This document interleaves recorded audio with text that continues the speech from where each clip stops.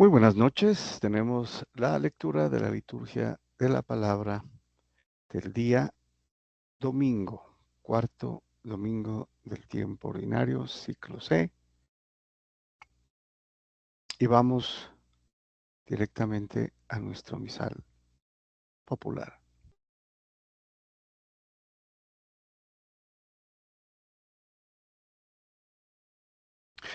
Muy bien, celebramos una fiesta importantísima, ¿no? La presentación del Señor en este domingo 2 de febrero del 2025. Una fiesta que pues también se conoce como de la Candelaria y se refiere prácticamente como en la iconografía, la imagen de la Santísima Virgen con eh, una vela, ¿no? Una candela, digámoslo así como el término original, que representa la luz, ¿no? Que es Jesús, el niño. Entonces es la presentación del Señor y también la purificación de la Santísima Virgen María.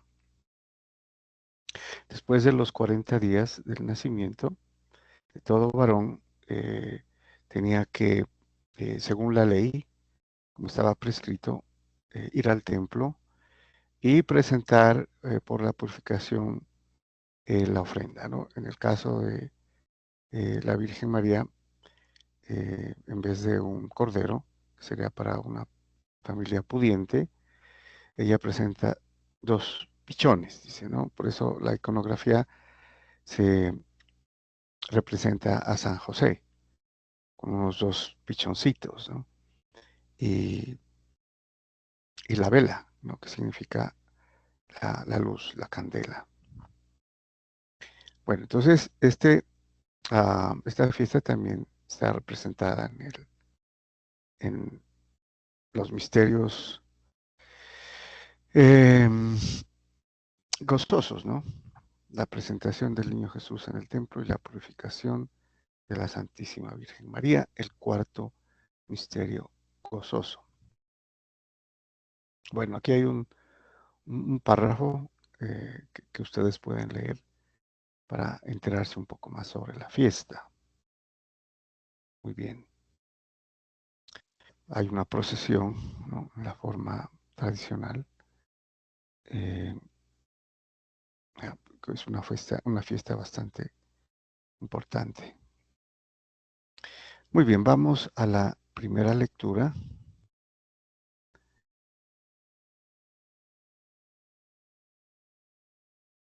Y tenemos la lectura de la profecía de Malaquías, capítulo 3, versículos del 1 al 4.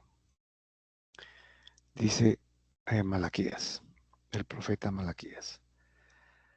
Así dice el Señor, miren, yo envío a mi mensajero para que prepare el camino ante mí. Aquí se referiría a Elías, ¿no? A Elías, eh, que también eh, va a estar representado por Juan el Bautista. Entonces, el mensajero que prepara el camino ante mí.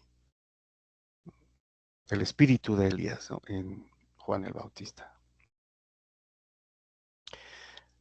De pronto entrará en el santuario el Señor a quien ustedes buscan, el mensajero de la alianza que ustedes desean. Bueno, después de eso, entonces se menciona que entrará en el santuario el Señor. Ya es una referencia directa, mesiánica, por supuesto, a Jesús, ¿no?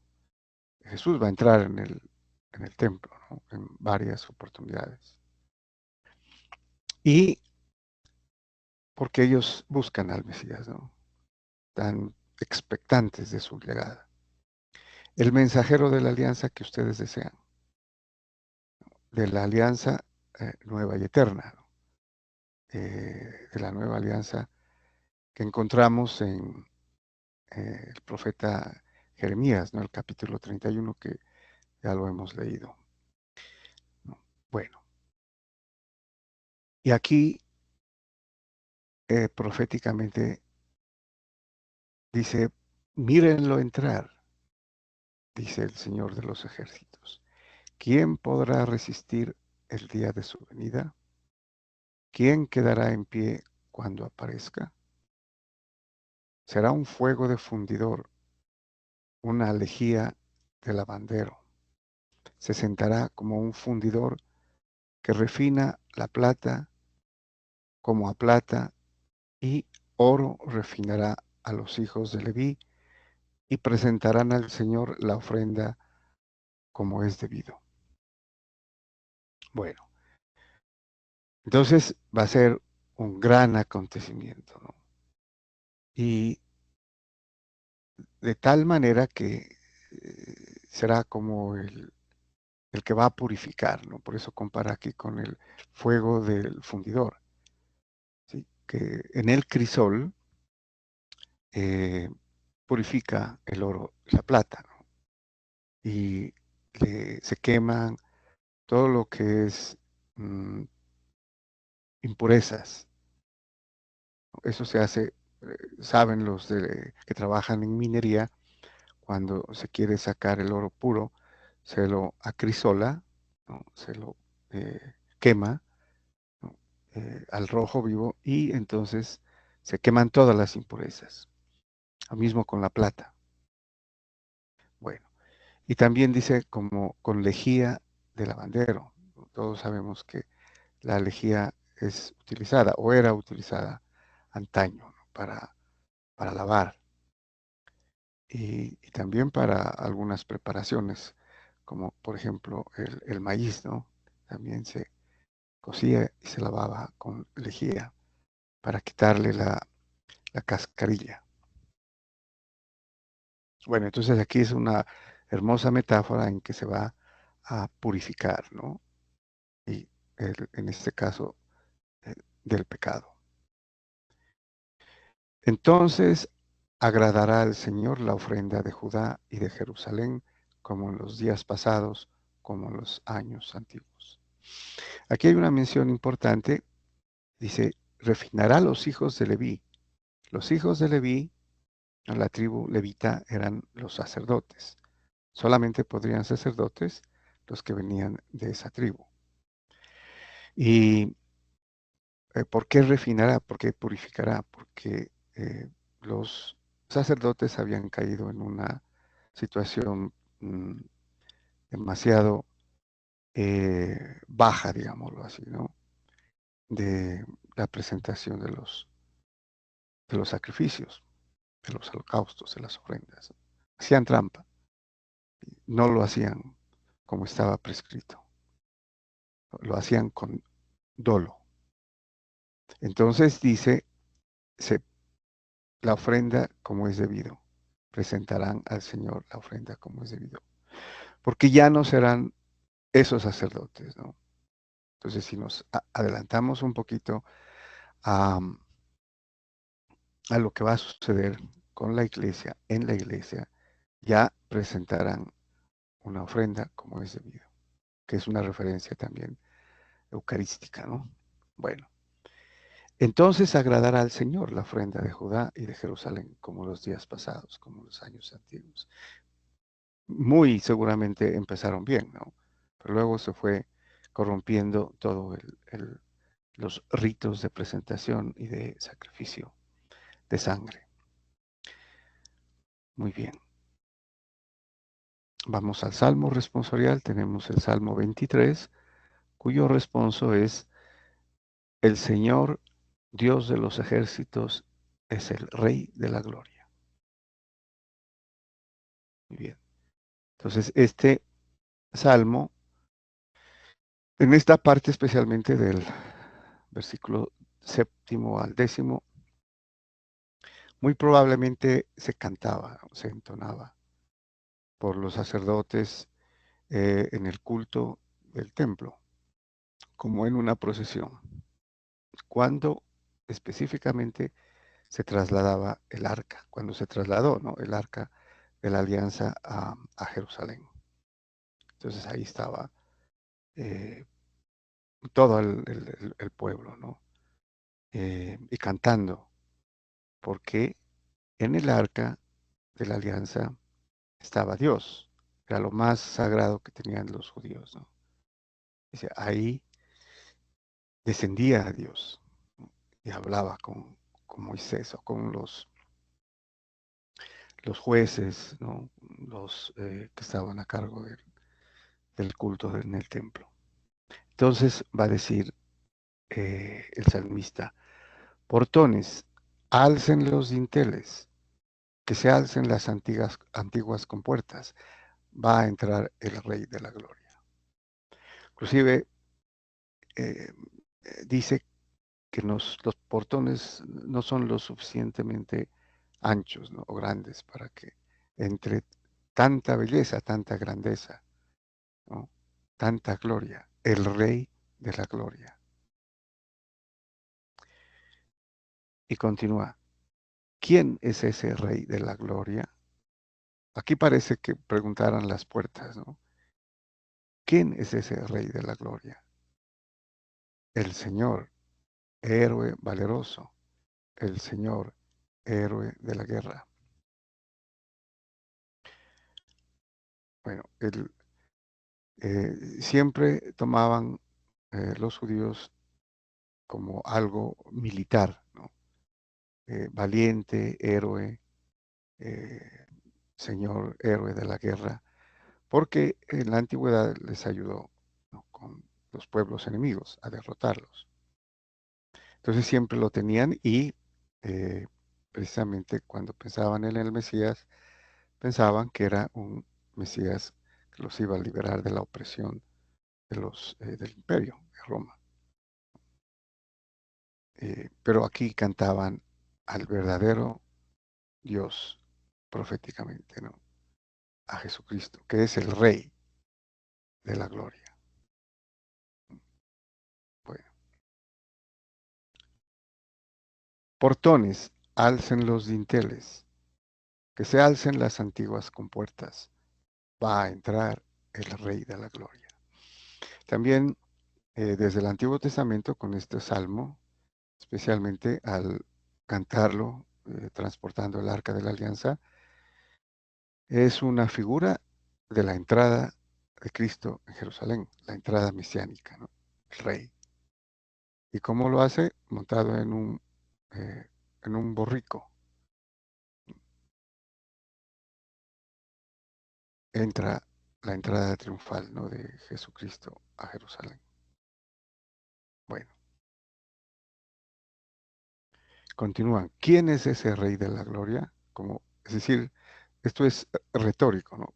Como que alguien no lo conociera. Posiblemente aquí implicaría algo que eh, no entiende qué grande, qué tan grande es ese Rey de la Gloria, ¿no?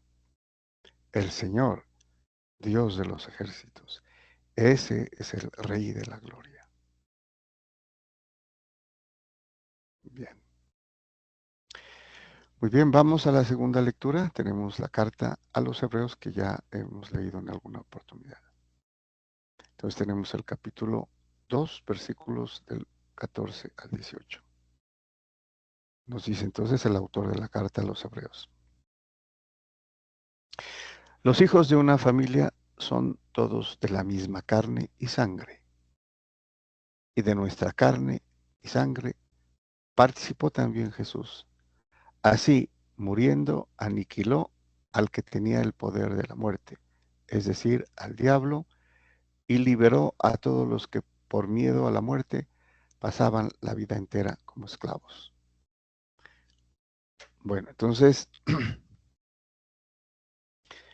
al asumir nuestra humanidad, ¿no? A tomar carne, Jesús, el verbo divino, el verbo hecho carne, entonces se asemejó a nosotros como parte de la familia, ¿no? Por eso dice, los hijos de una familia son todos de la misma carne. Al ser hijos de Dios, Jesucristo, hijo de Dios, ¿no? asumiendo nuestra naturaleza, se hace como nosotros. Pero al ser santo, ¿no? Él tomó nuestras debilidades, nuestros pecados, y muriendo, aniquiló al que tenía el poder de la muerte, porque él era sin mancha, ¿no? Jesucristo, ¿no? Es sin pecado. Y le liberó, dice, a todos los que por miedo a la muerte pasaban la vida entera como esclavos, porque era el pecado que los sujetaba, que los esclavizaba, ¿no? El pecado de Adán, que se transmitió hasta ser eh, borrado por el sacrificio de nuestro Señor Jesucristo, ¿no? Que desató lo que ató el diablo. Bueno,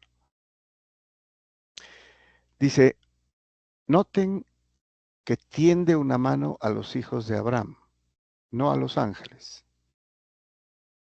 ¿Sí? O sea, no a los que no tenían pecado, sino a quienes tenían el pecado, tenían la mancha, ¿no? La mancha del pecado original. Entonces, noten que tiende una mano a los hijos de Abraham, no a los ángeles. Por eso tenía que parecerse en todo a sus hermanos, o sea, a nosotros, para ser sumo sacerdote, compasivo y fiel en lo que a Dios se refiere y expiar así los pecados del pueblo. Como Él ha pasado por la prueba del dolor, puede auxiliar a los que ahora pasan por ella. Claro, como Él sufrió todo eso, padeció todos los ultrajes, todos los insultos, todas las heridas, ¿no? Y la misma muerte cruenta eh, puede auxiliar, ¿no? Siendo sumo sacerdote a quienes sufrimos, ¿no? De igual manera, no solamente en las enfermedades en el cuerpo, sino más importante en el espíritu, ¿no? Por el pecado. Entonces Él puede auxiliar a los que ahora pasan por por los problemas, ¿no? Y por eso tenía que parecerse en todo a sus hermanos, menos en el pecado, obviamente, pero Él asumió el pecado, ¿no? Lo asumió para que su muerte redentora pudiera eh, satisfacer, digámoslo así, el- el- la culpa que tenía la humanidad. Muy bien. Y pasamos al Evangelio. Tenemos el Evangelio según San Lucas, capítulo 2, versículos del 22 al 40. También es un pasaje bastante conocido.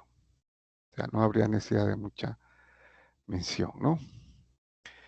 Eh, dice San Lucas, cuando llegó el tiempo de la purificación, según la ley de Moisés, los padres de Jesús lo llevaron a Jerusalén para presentarlo al Señor, de acuerdo con lo escrito en la ley del Señor. Todo primogénito varón será consagrado al Señor, y para entregar, como dice la ley del Señor, un par de tórtolas o dos pichones. Bueno, aquí no menciona que también es para la purificación de la Santísima Virgen María, que después de 40 días del nacimiento tenía que purificarse, de lo contrario no podría entrar al templo, ¿no? O sea, participar en el culto. Y tenía que hacerlo conforme a la ley, llevar la ofrenda, ¿no? En este caso, como eran pobres, ¿no? La ofrenda era un par de tórtolas, uno de holocausto y otro en sacrificio por el pecado. Entonces quedaba purificada. Pero también entonces es como la fiesta, ¿no? Precisamente la presentación del Señor. La consagración, digámoslo así, ¿no? Porque es el mandato en la ley era apartar, que es consagrar, ¿no? Declarar consagrado a los primogénitos, o sea, el primer hijo. Entonces, con esto, pues obviamente estaban haciendo las dos cosas aquí. Vivía entonces en Jerusalén un hombre llamado Simeón, hombre justo y piadoso que aguardaba el consuelo de Israel, y el Espíritu Santo moraba en él. Había recibido un oráculo del Espíritu Santo que no vería la muerte antes de ver al Mesías del Señor. Impulsado por el Espíritu, fue al templo. Cuando entraban con el niño Jesús, sus padres, para cumplir con él lo previsto por la ley, Simeón lo tomó en brazos y bendijo a Dios diciendo: Ahora, Señor, según tu promesa, puedes dejar a tu siervo irse en paz, porque mis ojos han visto a tu Salvador, a quien has presentado ante todos los pueblos, luz para alumbrar las naciones y gloria de tu pueblo Israel. Entonces aquí está la palabra clave, ¿no? Luz. Por eso es la fiesta de la Candelaria también, ¿no? Que él es la luz. Su padre y su madre estaban admirados por lo que se decía del niño. Simeón los bendijo diciendo a María, su madre: Mira, este está puesto para que muchos en Israel caigan y se levanten. Será como una bandera discutida. Así quedará clara la actitud de muchos corazones. Bueno, este es un poco difícil eh, explicarlo, ¿no? Ha habido muchas eh, formas, ¿no?, exegéticas, pero creo que la que más eh, se aprecia aquí, inclusive por el texto, es que eh, San Pablo dice que Jesucristo fue eh, un tropiezo para los judíos, ¿no? Un signo de contradicción, lo que está diciendo aquí el anciano Simeón. ¿Sí? Pero está puesto para que muchos caigan y se levanten, como una bandera discutida. Y así quedará clara la actitud de muchos corazones. Entonces hablaría aquí de los que negaron a Cristo cayendo y también los que se levantaron, ¿no? Se arrepintieron, especialmente con la muerte. Mucha gente se arrepintió y consideró que verdaderamente él era el Mesías. Y así quedará clara la actitud de muchos corazones. Y a ti una espada te traspasará el alma.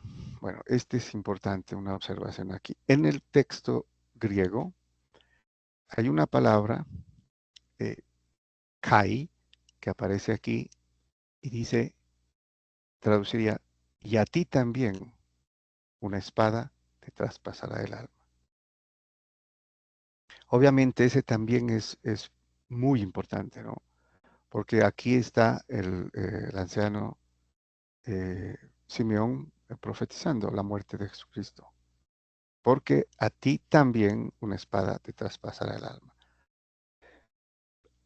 Como en el cuerpo a Jesucristo, traspasado por clavos, traspasado por la lanza, ¿no?, en el costado, a ti también una espada te traspasará el alma.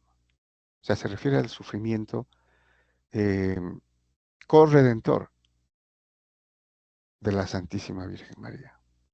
Por eso también no se le llama corredentora,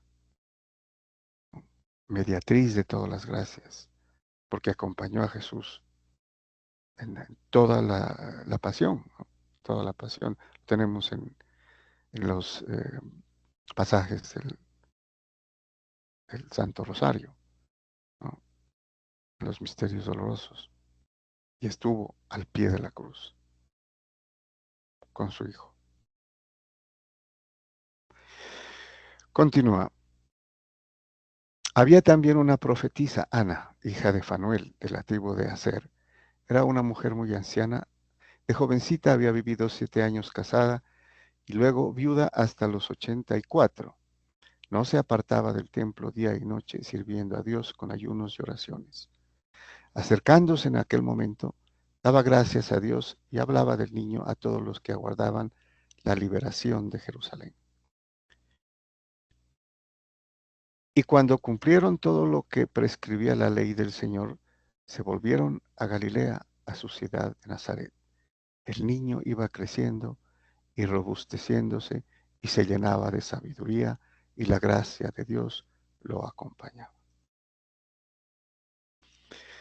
Muy bien, muchas gracias y bendiciones.